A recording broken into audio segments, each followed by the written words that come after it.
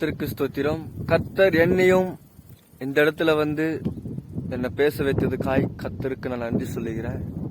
நான் எங்க வந்திருக்கேன் பாத்தீங்கன்னா, மலை ஜபத்துக்கு. ஏன் வந்திருக்கேன்னா, ஆண்டவர் என்னை அழைத்தார்.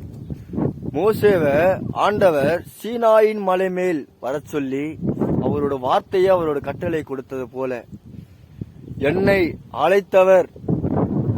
என் அழைப்புக்கான இடம் இதுவே, என்னை அழைத்ததும் இதுவே. தேவனோட வார்த்தைக்கு கீழ்ப்படிந்து யார் அவரோட வார்த்தைகளை கட்டளை செய்கிறாரோ அவர்கள் நன்மை குறைபடாதபடிக்கு ஆண்டவர் மேலும் மேலும் மேலும் அவரை ஆசீர்வதித்துக் கொண்டிருப்பார்.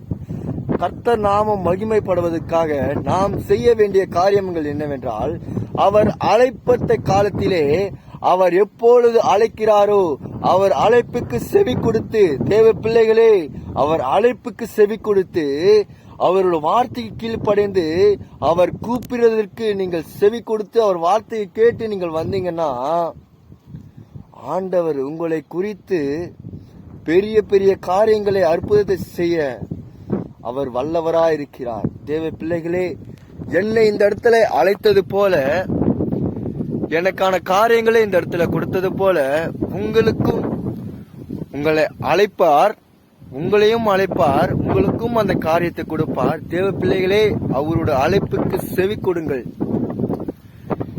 அவர் சீக்கிரமாய் வரப்போகிறார். அவர் ஆதியும் அந்தமும் உள்ளவர், சிங்காசனத்தில் வீற்றிருக்கிறவர், என் தேவனாகிய கர்த்தர். ஆமென். இனி வரும் நாட்கள்ல ஆண்டவரோட வார்த்தைக்கு செவி கொடுங்க. ஆண்டவரோட வார்த்தைக்கு செவி கொடுத்து அவர் என்ன சொல்றாருன்னு காது கொடுத்து கேளுங்க. அவர் வார்த்தைக்கு செவி கொடுத்து நடக்கிற பிள்ளைகள் பாக்கியவான்கள். என் அழைப்பிடம் இதுவே. என்ன இந்த இடத்துல வர சொன்னாரு.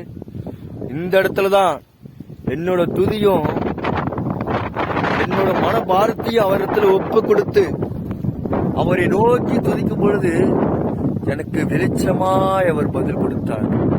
எனக்கு வெளிச்சமாய் அவர் பதில் கொடுத்தார். தேவ பிள்ளைகளே, இனி ஒரு நாட்கள்ல ஆண்டவர் வார்த்தைக்கு செவி கொடுத்து அவருக்கு கீழ்ப்படிந்து நீங்களும் அவரை துதியும் கனப்படுத்தி ஒரு பாத்திரராய் மாறுங்கள். ஆமென். என்னை மாற்றின போல உங்களையும் மாற்றுவார் என்று நம்பி இந்த இடத்துல என் அழைப்பு இடத்திலிருந்து சொல்றேன். வாழ்க்கையை நிச்சயமா மாற்றுவார். வாழ்க்கையில் அற்புதம் அதிசயத்தை காண செய்வார் என் தேவன். கர்த்தர் நாமம் மகிமைப்படுவதாக. ஆமென்.